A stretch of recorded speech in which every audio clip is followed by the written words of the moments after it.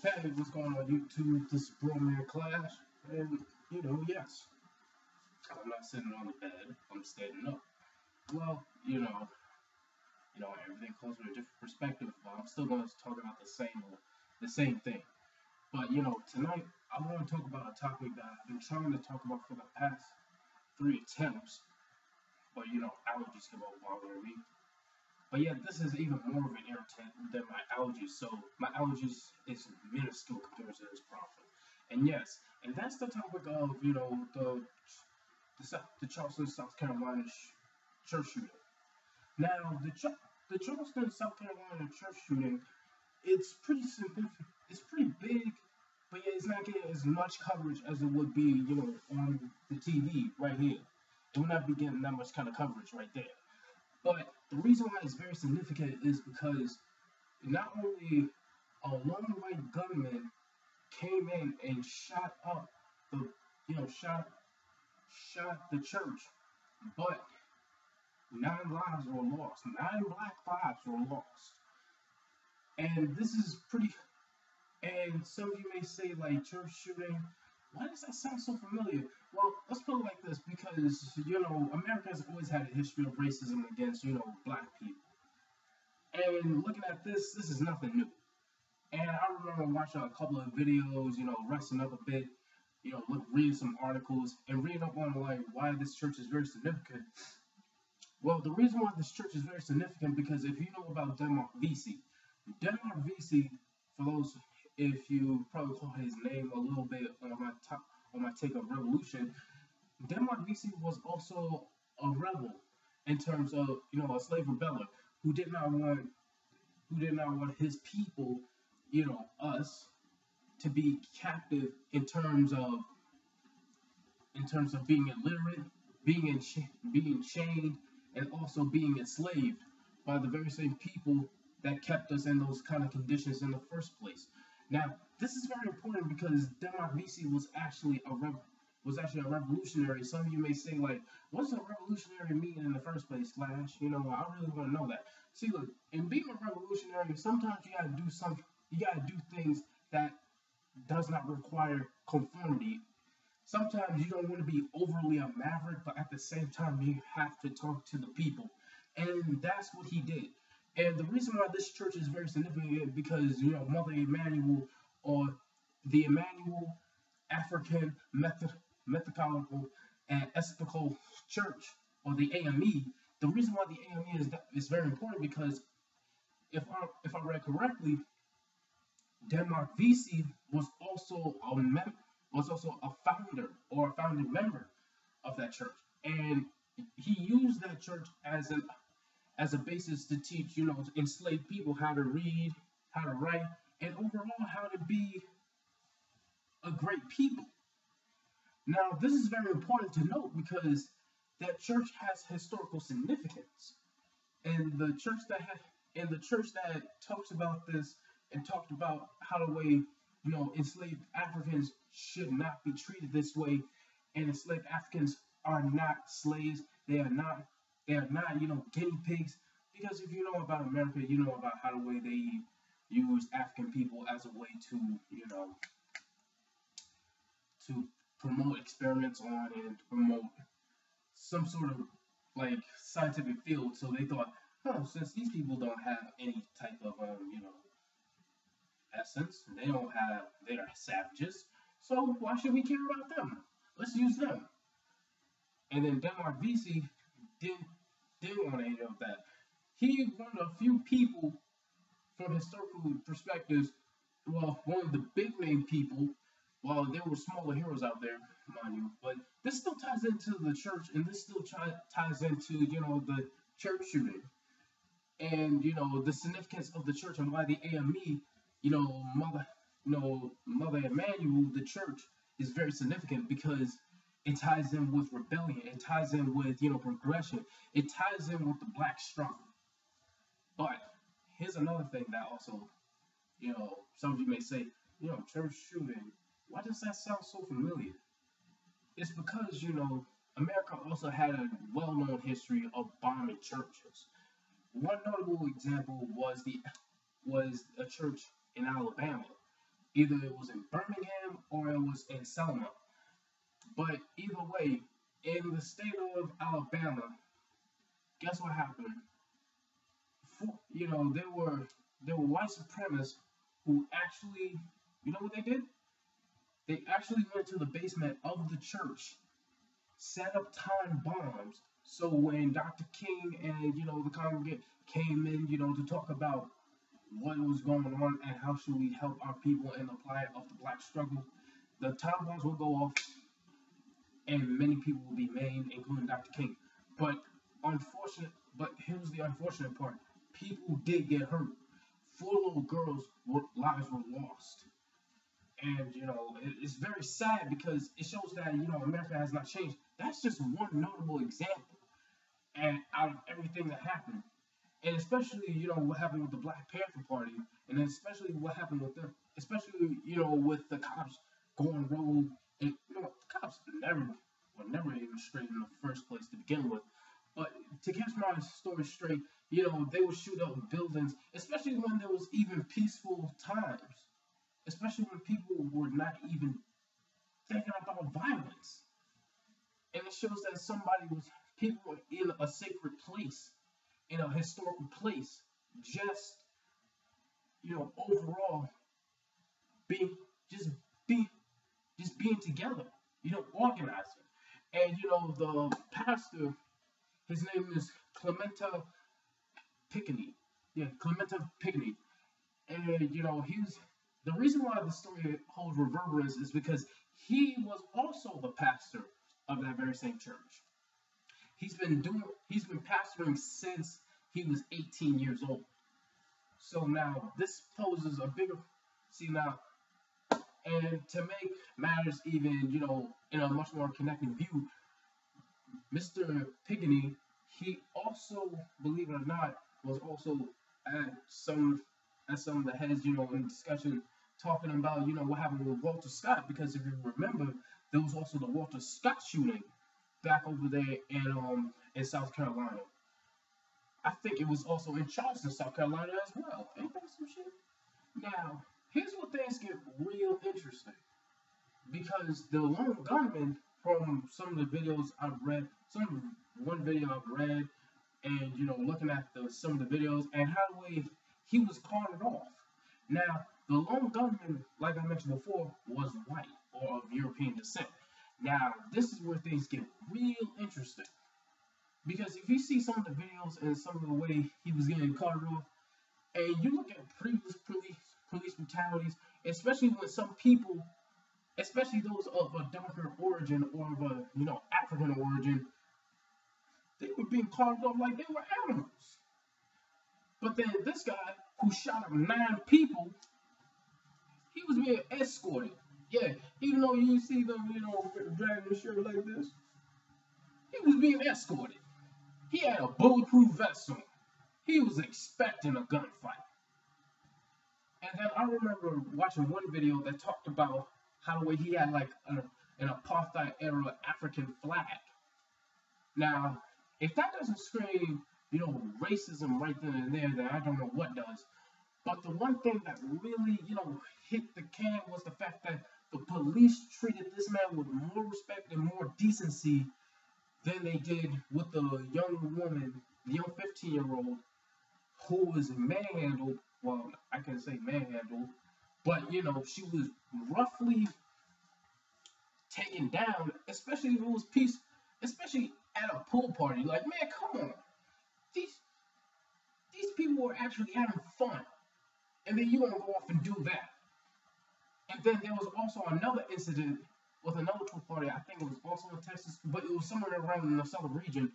But yet the police were actually holding on to this girl's arm. And some claims even say that she had like a broken jaw, or somebody else had a broken jaw, and had some broken ribs. Now, this is something that's been going on for years, but at the same time, people thought like racism ended. People thought racism did not exist in this modern day and age. So when they hear about it, they're just like, oh shit, like how the hell were we supposed to know about this shit? Yeah, if people try to tell you forget your own history, forget what everybody else told you, guess what? you're gonna end up repeating the very same thing that got you locked up. You end up repeating the very same thing that will get you killed. And especially when it comes right down to, Afrocentric people of African descent. Because as much as we can, get along with the police, as much as we can get along, with everybody else in society, as much as we can get along in general, as much as we try to go with the times, but let's put it like this. Seeing those atrocious examples of how policemen are not doing their jobs, and how lives were even lost, maimed, and harmed. Seeing that, it speaks volumes. It spoke the fact that, like, wait a minute, why in the world, the police officers are treating this guy with more respect, and he killed 9 lives. Meanwhile, you choked Eric Garner, even though they were 2 different states, but the actions, when they looked at it, it still looked the same. People were getting hurt, people were getting robbed, people, somebody got their life, somebody lost their life, and they were of African origin. And to make matters even worse, I remember, this is a completely different topic, but I'm going to talk about this someday, and that's the Tamar Rice incident. But the reason why I want to talk about Tamar Rice for a bit was because, he was a young 12-year-old kid, and yet they described him as being, 16 or 20, holding a fake beat, holding a plastic, just a BB gun. He wasn't harming anybody, he was just waving it around. And he wasn't waving it towards the police. And guess what the police did? But yet, they even had the information. Well, they didn't get the information relayed to them. But somebody said, it looks somewhat fake. That's what somebody said. It looks somewhat fake. But this is what the police did. Pop! Shot him in 2 seconds. And then you're going to try to say, oh, what? He was pointing the gun at me. Man, you just shot a 12-year-old fucking kid. And then his 14-year-old sister comes over mourning after losing her, her younger bro. And guess what happened? The police tried to disrespect, in the most disrespectful act of, of brutality, tackles the sister. And try to tell her, get off it. I'm like, whoa. That's how it is. And, I'm going to keep it off on the record. Like, they're busy killing us. And yet, we're busy here singing. Now, it really ticks me off the fact that, many lives are going to be lost because of the fact that we follow not only this, but we follow fucking stereotypes. We let the stereotypes define us instead of letting us define our way. But the Charleston, the reason why I say the Charleston, South Carolina shooting, not only of a historical sacred place, it also shows that, if you look at throughout the history of America, they didn't really give a fuck about churches. They never gave a fuck about, lives. They never even gave a fuck about their own people. Seriously. If they were willing to sick dogs on little children and women, willing to kill children and women, willing to put water hoses on our people, and I know some of you may say, but you're talking about the African experience, and you're damn right I am. Because if I don't talk about the African experience, how else are you going to put it into a proper context? And let's not forget, there were some white people that were brutalized by the police as well. Poor white people. And now, to make, this, overall just not even messed up, to make the, Charleston, South Carolina prove that America has not changed, Barack Obama, our president, I call him a blackface in a hot place. Black celebrities staying silent. Except if they're outside of Hollywood and they're talking about this, they own the money. by black celebrities talking about, staying silent, but yet rather focus on other things. I understand you gotta make money, but yet your silence is a mockery. Concerning the fact that there were many times that a young black person's life has been taken away, whether it is by, so-called black on black violence or by white on black violence. And overall, it's still going to be white on black violence in the end. But, one thing I'm going to have to say is this. Barack Obama was talking about, grabbing guns, taking guns away. How the hell does taking guns away going to solve anything? What he needs to do is talk about how this is an act of terrorism. He literally was a terrorist. He harmed and made lives, and yet you want to talk about, what? You want to talk about grabbing guns? Look, man, there's one thing I really don't agree with that. I understand he wants wants the people to feel safe. He wants people to feel, he wants people to be secure. But yet at the same time, you want to go after poor white people's guns. What if that was a rich white person? What if that was a rich white kid that did this shit? Matter of fact, he's not even a kid. He's 21 years old. So judging by that logic, he must either he turned 21 this year, meaning that he's a year older than me, or he's going to turn 22, meaning that he was born in 1993. Yet, the police officers, man, and it's very funny because if you look at Columbine, you look at, the Sandy Hook, the school shootings, the Batman shootings, they didn't even bother to take out those guys. They just said, we're going to arrest you. Especially when they had evidence upon evidence upon evidence saying that they weren't going to do it. Are you kidding me? So what? You gonna let white kids shoot up damn near schools until they shoot up a police force? They're gonna say, I'm gonna kill the police, and you're just gonna be like, oh, he's just a lone wolf. And there's another thing about that too. Now I'm gonna keep it real with you. The Charleston, South Carolina shooting, the way they try to describe the shooter as like a lone wolf and try to say that, what he did, he was a troubled teen, he was an angel, he wasn't that bad. But yet, with Michael Brown, you have to describe him as, he was rebellious, he was a thug, all that other crap. And then you try to say that Eric Garner was selling illegal, untaxed cigarettes and all that crap, trying to make up a crime for him. And then they had the nerve to try to put, Michael Brown's name in the mud because you know what they try to do? They try to say two unrelated incidences from where he was shot, especially when he was being compliant with the officer. Guess what happened? He was shot in the back. And this was two completely different instances because they said that he robbed the store. And even the store owner said that was entirely different. Basically hinting that Michael Brown didn't even do it. And then the media is going to try to portray, good old friends, the media. Mainstream media. Man, yeah, that's what I do. I do it with a middle finger. Fuck it.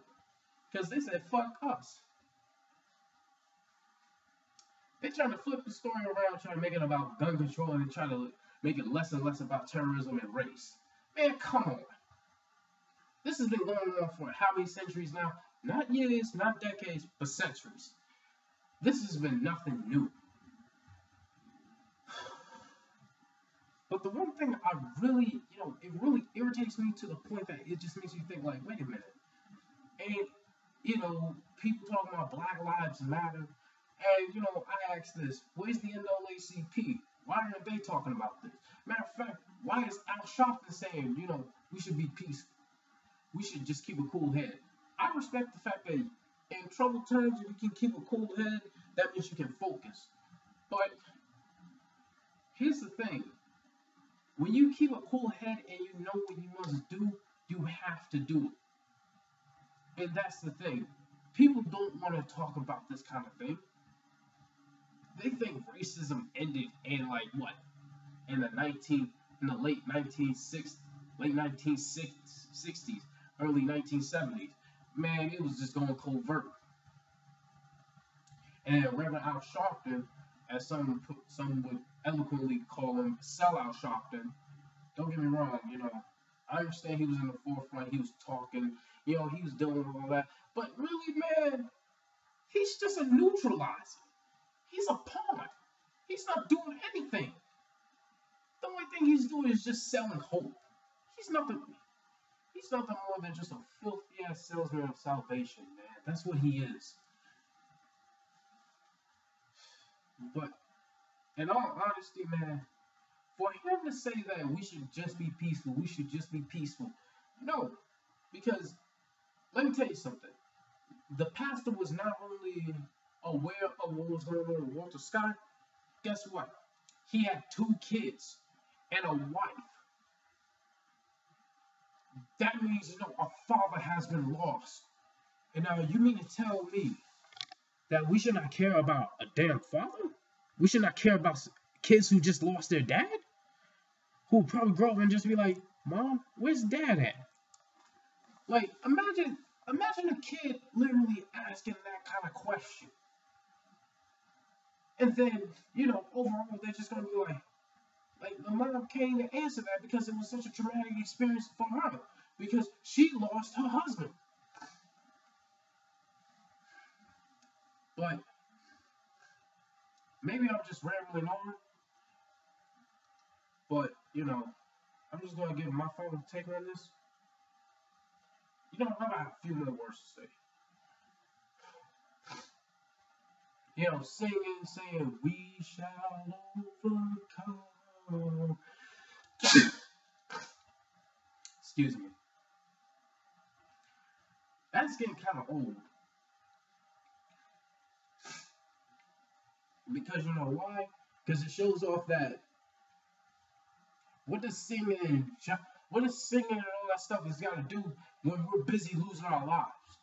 Being peaceful is going to do nothing, because apparently, if you look at the history, even so-called self-righteous Christians did not care about other people's religion.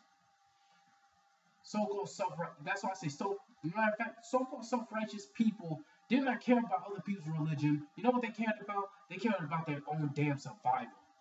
And that's what we need to do. And I'm gonna keep the record straight here.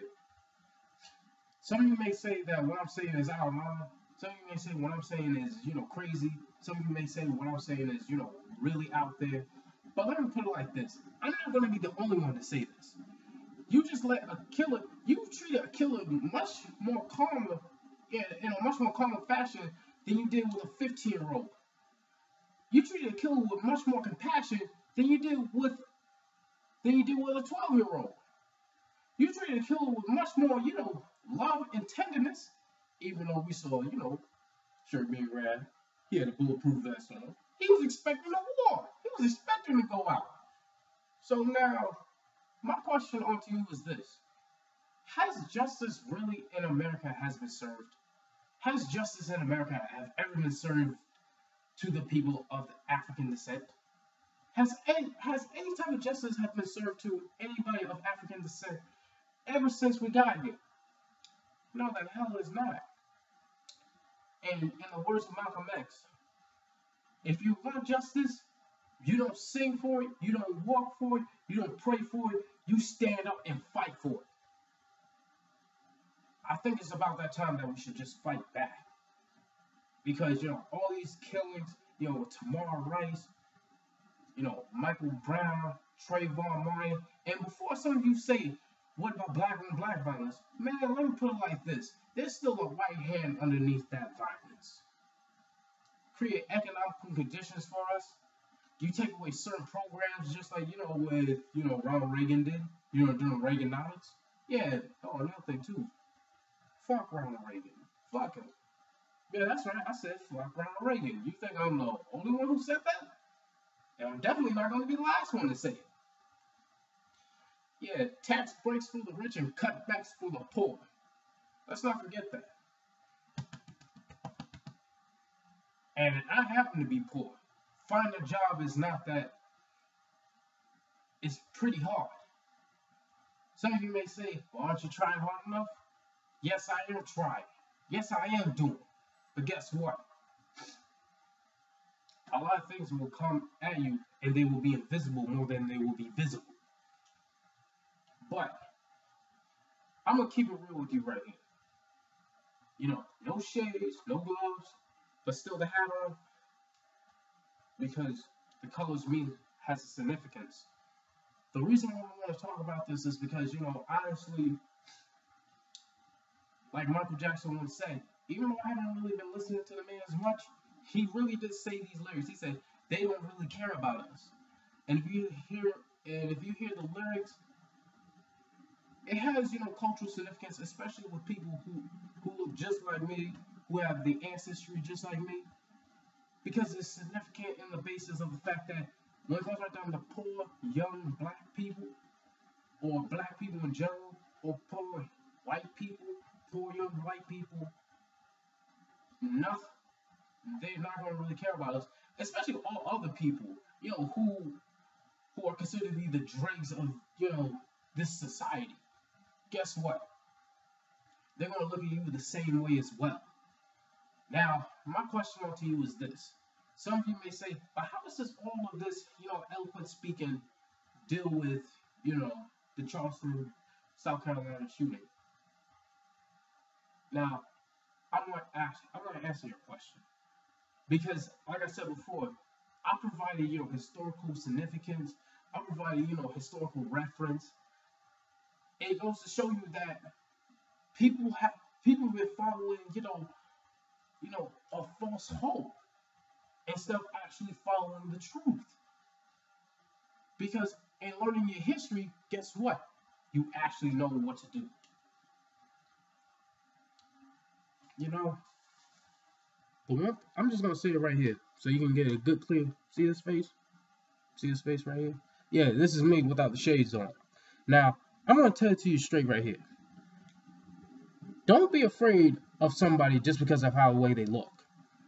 Don't be afraid of how the way they act. See, look, just be wary of what they think and be wary of how the way they're gonna execute things.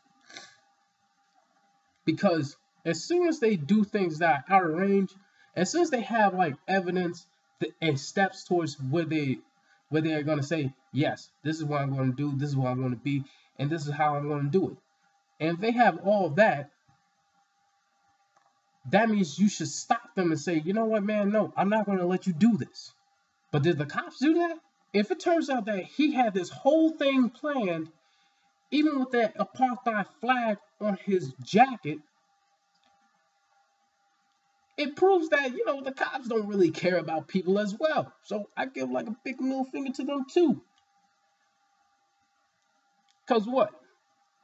You want to be disproportionate in your justice? You want to be disproportionate in terms of how the way people look?